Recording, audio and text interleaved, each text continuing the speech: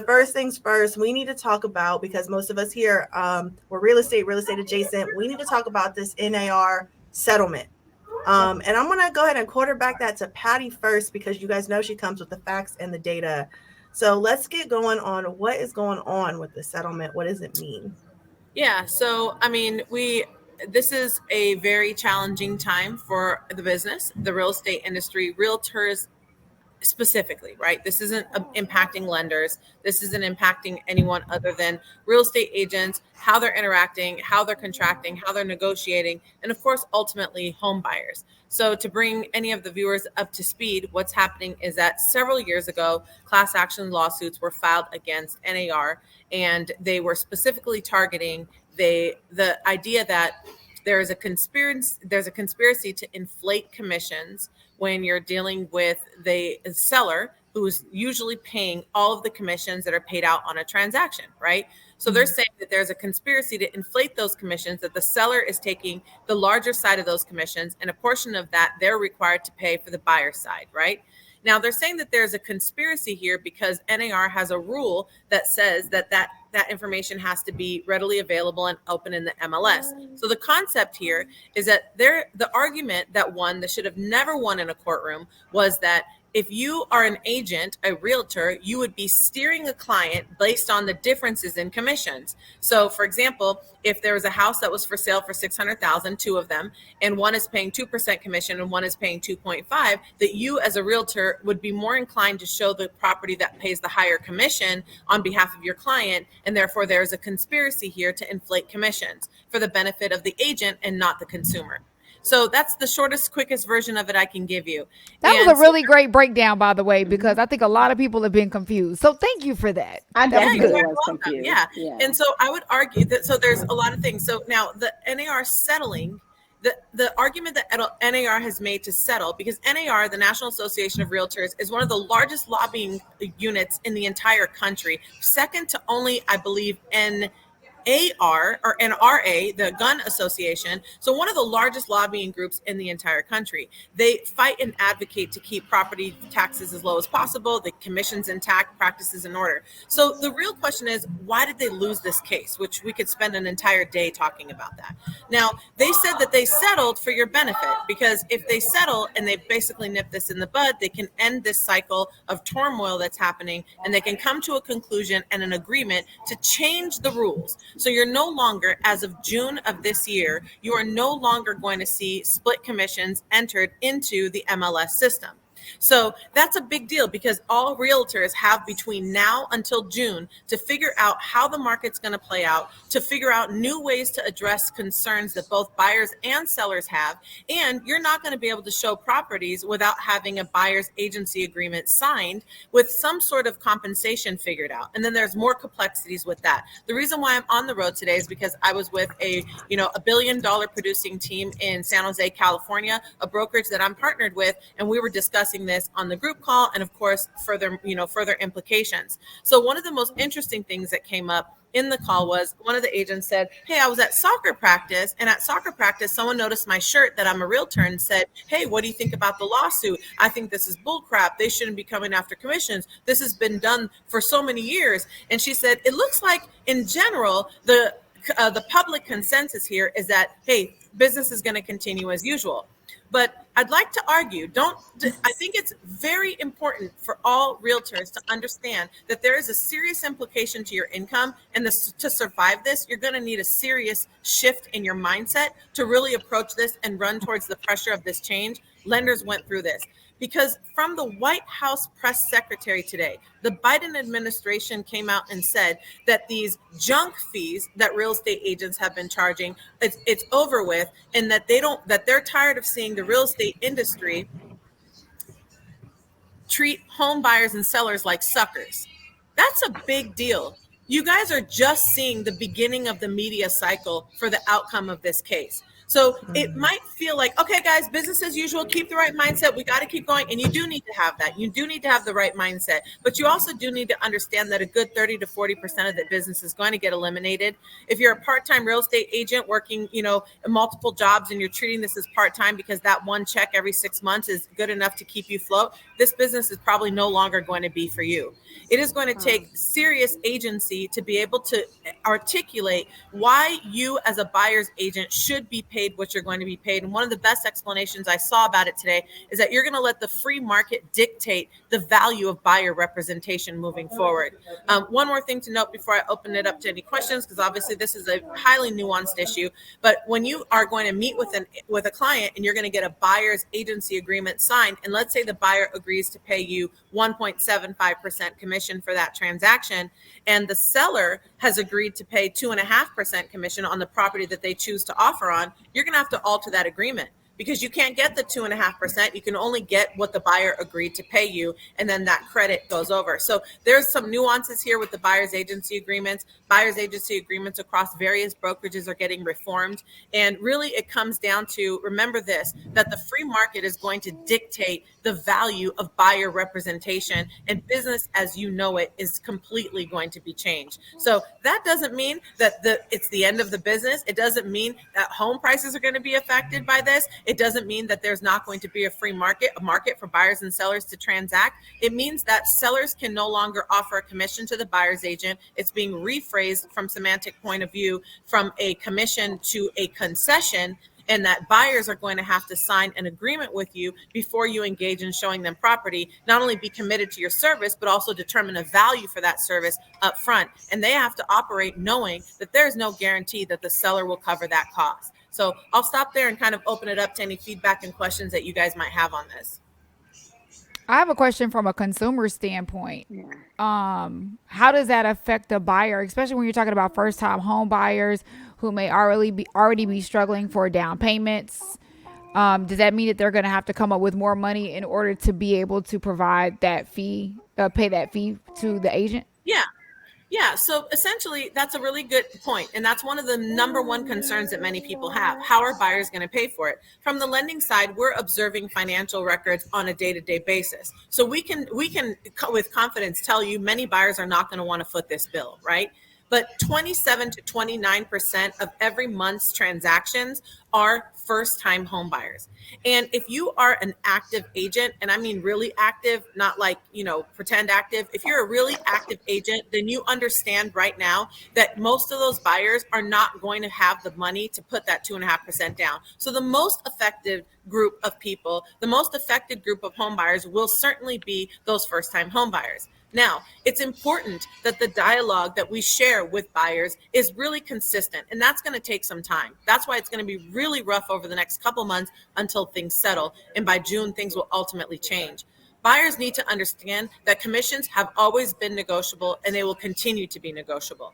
But let's talk about what happens when a buyer decides that they want to pay you 1.5% commission. Many people will still work great for a 1.5% commission, right? So that's not the issue. The issue is when you're going to pay for that, if you don't have the means to do it and you are up against 3 or 4 other offers, especially in an environment where interest rates are going to improve, which they will, and we can talk about that tomorrow on my webinar, we're going to see improved interest rate environment. We're going to see increased listings. And what's going to happen is buyers are going to come in and they're going to say, hey, I want to offer, but I can only buy this property if the seller gives me an additional concession to cover my agency fees because I don't have the additional income to do it. What do you think that's going to do to how competitive that offer is? So it is definitely going to be a bit of a detriment and a deterrent for first-time home buyers, very specifically, which make up 27 to 29% of the buyer pool. So we're saying that you think that the buyer broker fee is going to be something that's negotiable in the contract or requested from the buyer, requested Absolutely. on behalf of the buyer from the seller. Yes. Okay. So if you're my realtor, and before you show me any properties, I call you and I say, I want to see 1, 2, 3, 4 Main Street. You're going to send me a buyer agency agreement. I'm agreeing to exclusively work with you, and I'm agreeing to pay you a percentage. I'm agreeing to pay you a fee for your services. That's predetermined before you can take me out. Otherwise, you're risking not getting paid at all. Right, but then the nuances, which by the way, for everybody that's listening, that has always been a thing. It's always been a possibility. You have always been able to, and a lot of times we buyers agents, when you're new, your brokers are telling you, don't go out here show all these properties to these buyers, right? Sign an agreement, sign a buyer broker agreement, so you're not out here wasting your time. People, they can't circumvent you or cut you out of the deal or whatever the case might be. That's always been encouraged. And on those buyer broker agreements, more often than not, there are spaces and places, right? Because for all of those who are a part of NAR and our local MLS organizations, on all of those fancy templates that they give us to do all of our paperwork and all of our transactions, they do all of the thinking for us. There oftentimes is a space there that says where you can put in a fee. Now, that part isn't new, right? The where if I'm agreeing, if I'm as your realtor saying, Patty, I'll go out and I'll show you some houses for X amount of fee where that's agreed upon. I go and show you something, but whatever, something happens, you didn't lock your interest rate, rates go up, or you're looking at something a little bit out of your budget and you realize, oh my gosh, I can't really afford this fee. You're saying I can write into my offer to ask the seller to cover my commission to make it more Right. The affordable for my concession is buyer. allowable. Yeah. Okay. The And concession so is allowable. Okay, so now my question then becomes, and I think that this is what Sabrina is saying in the chat, right? People will not pay; they would just use a realtor. So I think, and we've seen this a lot. We know this, right? 90% of the realtors, 90% of realtors do 10% of the work, right? It's really a good 10% of the realtors that are doing the larger majority of deals that are happening, right? 10% of the agents are doing 90% of the work, something like that. Anyway, so I guess my question then becomes, if I've been reading is everything is circulating. Oh my gosh, all of these realtors are going to just fall off the face of the planet because they're not equipped with the skills, let alone the deal flow or the marketing dollars to really create an engine around their services. But I think that we we've been in this, the real opportunity isn't saying, okay, I'm going to garner more market share because other realtors are getting out of the game. I think the real opportunity comes from a tech perspective, a solution for buyers, because at the end of the day, if buyers are saying, hey, I don't have to, why would I pay you? I can go on Zillow myself, I can negotiate my contract myself. Not saying that it's right, because any buyer, if you're listening to this, you should have representation. You don't know anything about that new area you're moving into. You don't know anything about the nuances in this contract. You don't know about your contingencies. You don't know about your inspection periods. You don't know how to protect your earnest money. And unless you want to read through a 15-page contract on your own without counsel, you might as well have that representation, right? So then my question now becomes, where is the opportunity, right? So if these brokers and agents are, I mean, how are you So the selling opportunity, yourself? to answer your question, the opportunity here is to understand that you made a point about how buyer's agency agreements are not a new document. And you made a point Oh, about how brokers encourage the use of it. And I'd have to disagree with you on that. Because in practice, buyers are not getting buyer agency. Sellers are not, buy, agents are not getting buyer agency agreements mm-hmm. signed. They're not agent use them consistently for every single one of their Yeah. buyers Patty, that I'm they've gonna like pause you for a worked. second and mute you for a quick second just So because there's a there's lag. that. It's not the problem here. I don't know what happened to I my think you're internet, back. Go ahead. or if you guys can hear me. I don't know if you can hear me. If you can say something in the chat. Okay. All right. Cool. Here I'm back. So the opportunity is for Oh, she's not you back. to understand a very simple concept, the value that your service brings to the. Yeah. So Patty's muted right now till her service comes back a little bit better.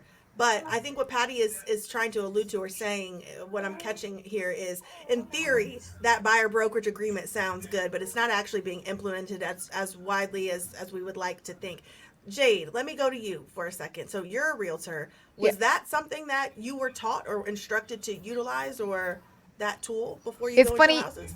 it's funny you asked that question because that was one of the main pieces of paper I remember because I'm a newer agent, I'm just now going on a year. So of course with all this hitting, I'm like, what the heck? I don't need any more changes. I just learned this, right? So I don't need anything else to switch over or to become any more difficult. But yes, getting a buyer rep agreement was like I was taught it's almost mandatory because it takes a customer to a client.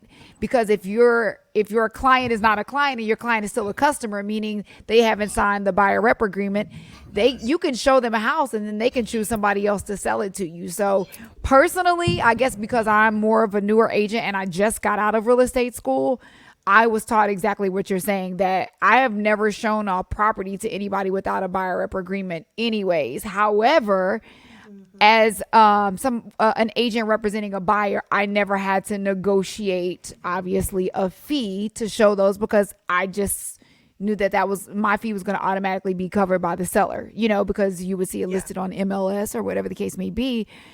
So this is going to be very different. I'm almost having a little bit of an anxiety behind it because I'm trying to figure out the best way to approach a buyer because life is already expensive for so many people. How do you convince them that going and opening up a door and walking them around a property, that there should be a fee behind it? I would love maybe Patty, honestly, and then we'll kind of switch gears. But Patty, if I am representing a buyer, what does that conversation look like to I don't even know if the word is convince, but how do I articulate to a buyer why I deserve a fee if I'm representing them? Right. So that's a really important question. So what happens is so let's simulate a consultation. So Jade, I want to thank you so much for reaching out to me to look at 1234 Main Street. There are recent changes in the laws that we have to take very seriously, and they're designed to protect you. I want you to know that if you choose to work with me, there is a contract. And the reason there's a contract involved is to protect you and also to protect me. So there is a fee for my service, and that fee ranges from 1% to 2.5%. I've created a menu of services for you to thoroughly understand exactly what it takes to buy real estate in today's market. We're going to talk about price. We're going to also talk about property, and we're going to talk about location, and we're going to talk about all the things that matter to you so that I can make you a custom proposal for what my services can take care of for you. Now, when you're buying a property, it's really simple. You know why people don't buy properties sight unseen? Because you can't, just like you can't buy a car without test driving it. You have to be able to walk through the house, touch the doors, make sure nothing's falling apart. And that's just the visual inspection. There's home inspections involved. There's warranties involved. And then there's other things that could come up beyond those inspection reports, such as something for the roof or the foundation that we'd have to further inspect. The most important thing for you to do is to buy a home to house your family, and you want to feel comfortable, right? So, but beyond that, we have to make sure that their XYZ is taken care of. My services take care of that. I've worked with X, contractor for 10 years. This is the inspection team that I work with. This is what I've done. And by the way, I'd like to show you the track record for my brokerage. Out of the last 327 offers that we've placed, 67% of them were accepted because of these terms and these facts and these statistics. And so when you think about what you have to do in order to give that presentation and articulate that value and get the buyer to commit to working with you and pay that fee, you're absolutely right. There has to be some value there. And it's going to be very difficult for a brand new agent who doesn't know how to articulate that value to get a contract signed. Because the reason why there is not a stronger practice for buyer agency agreements is because people are used to getting that lead that calls in, and I'm going to jump in my car and I'm going to show them that house and I'm going to build that rapport, and they're just going to work with me. And that's just how it goes. And it's based on a good faith. It's based on good ethics, but that usually works out, and it has worked out. But mainly, I would argue that 99.99% of agents who represent buyers, when they talk about fees, they say, oh, don't even worry about it. The seller covers that. That has been a part of the sales pitch for years, decades. So if you're saying, oh, don't worry about it, the seller covers my fee.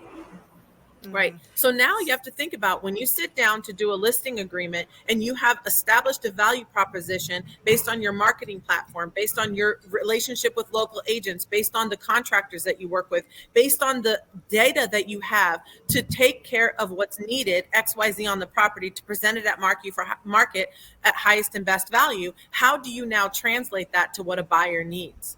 So buyers are more difficult because you're taking them to multiple places. They're writing consistent bids. They might not take your advice on what price to offer. So you have to be able to think about every aspect of the buyer's experience and be able to create a menu of services that caters to that and help people understand the complexity of it.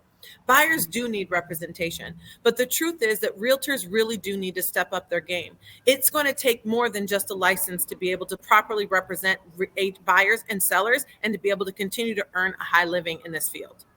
That's just I'm so glad you said that. And Nasima, if you want to add to this, I know because we're about to talk about debt in 0.5 seconds, and that's going to be your space. But if you want to add to this, just cut somebody off. But I'm so glad that you said that, Patty, because there's two things that come to mind as you're talking. And this is our wheelhouse. This is our space. So for our real estate crowd that's watching this, I feel like this is really important to talk about and to firm up so you can at least have an opinion of your own on this matter when you go out and represent yourself in the marketplace as a professional. But there are two things that come to mind. The first thing that comes to mind is as a buyer representative, right? As an agent to a buyer, you can say these are my menu of services, and guess what? This is what I cost.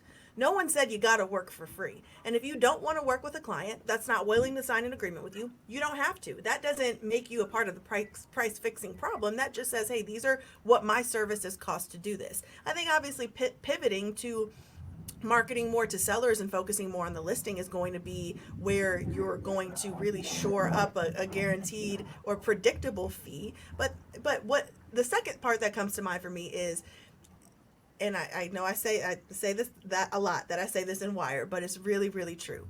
To all of my women in real estate, I've got women that are agents, commercial brokers, realtors, wholesalers, investors, GPs, LPs, builders, developers, lawyers, lenders, title reps, you name it, it exists within Wire. And that's intentional, right? That network was really intentional, but this is what I tell every single person. A good real estate professional should be able to breathe in air and spit out money for the simple fact that you can identify opportunity. The realtor world, the NAR realtor world, is very cult-like in my opinion, and I'm so glad that there's going to be more transparency on fees. And I really hate the fact that they charge us an arm and a leg just to be a part of their organization. You guys monopolize this market. You charge us crazy. You guys deserved this lawsuit.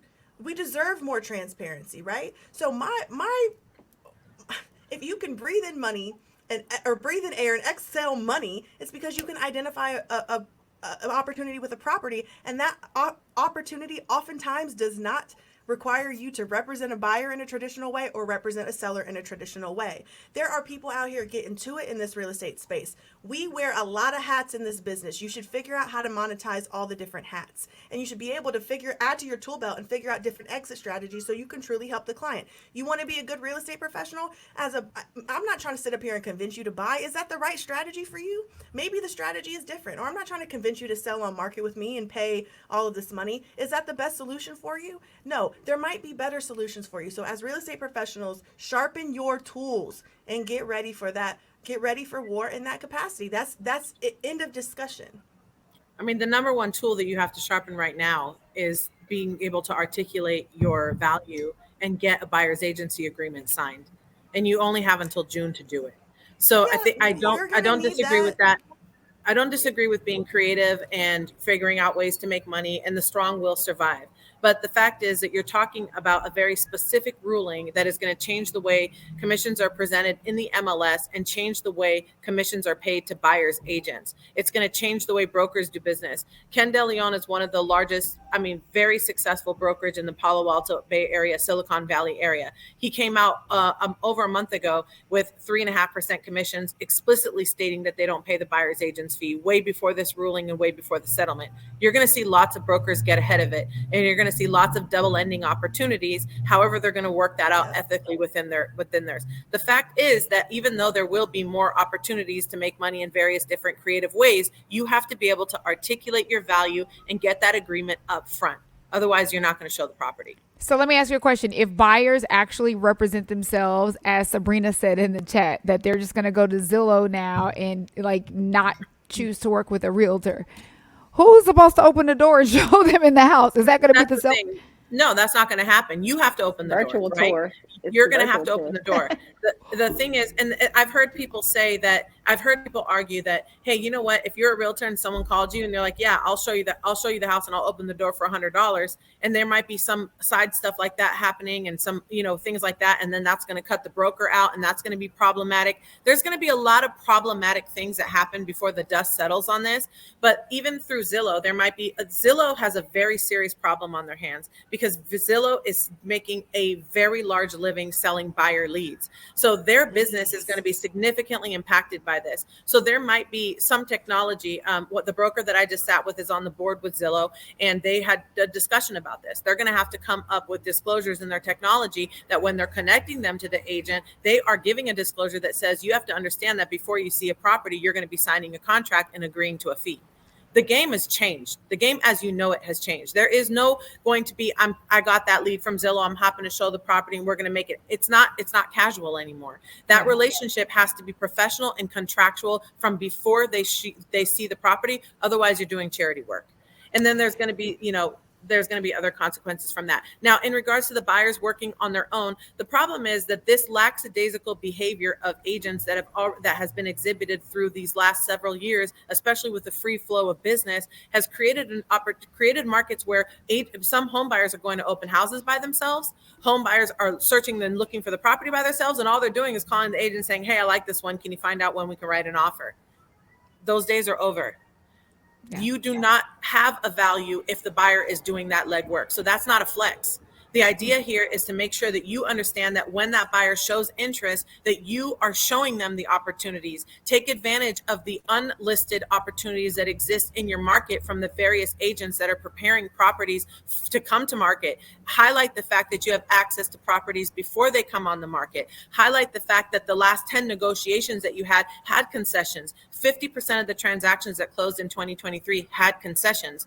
And now the real estate commissions that are paid to a buyer's agent would be considered concessions. And always remember that the seller will be at a disadvantage if they put themselves in a position where the buyer's agent's not going to be compensated and the buyer cannot foot the bill unless that property has 3 or more offers on the table. So there are lots of kinks to be able to work out, but it should be taken very seriously that you need to articulate the value and have a contractual relationship with a buyer prior to showing properties.